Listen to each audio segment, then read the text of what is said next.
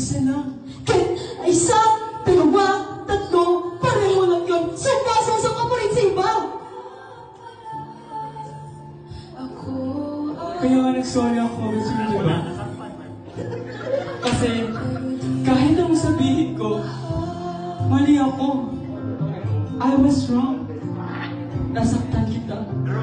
Nasaktan?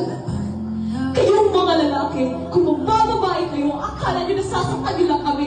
Makikipagtsuktsakan kayo tapos isipin nyo, okay lang kami? Itutulog nyo sa kita tapos bukas okay na? Yun yung pangarap namin.